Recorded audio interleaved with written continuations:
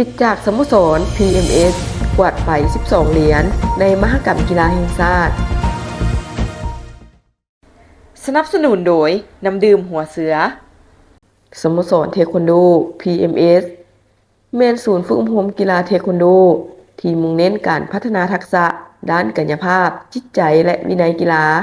สโมสรแม่นบอลที่นักเรียนและผู้มักกีฬาเทควันโดทุกวัยสามารถมาฝึกหัดพื้นฐานท่าฟ้อนการต่อสู้และการเคลื่อนไหวด้านกายกรรมอื่นๆอย่างมีระเบียบ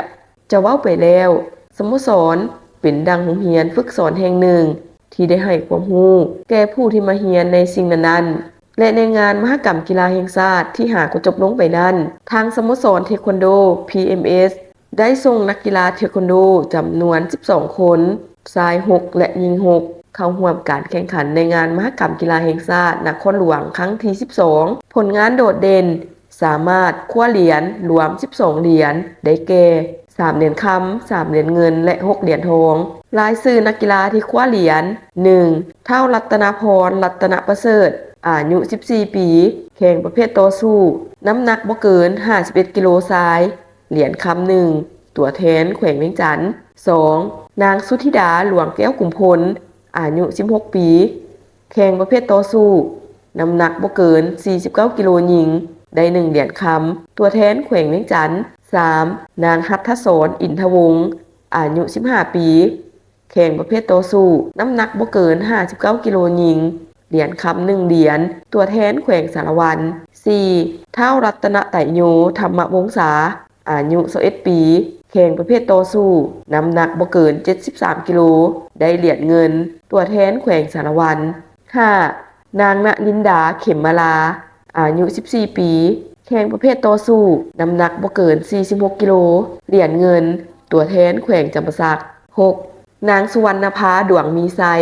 อายุ 14 ปี 1 เหรียญเงิน 1 เหรียญทองในประเภทต่อสู้น้ำหนักบ่เกิน 43 กิโลเหรียญเงินและประเภทฟ้อนทีมผสมน้ำหนักบ่เกิน 43 กิโลเหรียญเงิน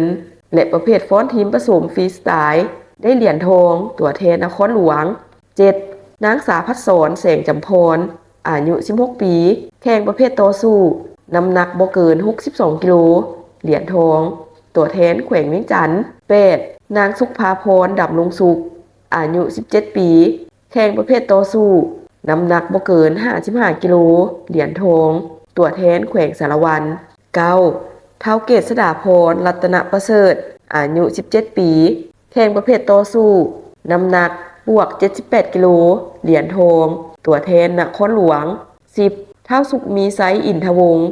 อายุ 13 ปีแข่งประเภทต่อสู้น้ำหนักบ่เกิน 45 กิโลเหรียญทองตัวแทนแขวงสารวัน 11. เท้าวัฒนัทป้องคำดีอายุ 17 ปีแข่งประเภทต่อสู้น้ำหนักบ่เกิน 55 กิโลเหรียญทองตัวแทนแขวงนครหลวง 12. เท้าสุขสวรรค์วงศ์ภักดีอายุ 14 ปีหุ่นน้ำหนักบ่เกิน 59 กิโลความซื่นใจมีหน้าตาเป็นแบบใดหน้าตาซื่อๆแต่เห็นแล้วซุ่มซื่นหัวใจน้ำบ่น้ำดื่มหัวเสือคุณภาพเหรียญคำระดับสากลตื่มความซื่นใจห่วงใยทุกเวลา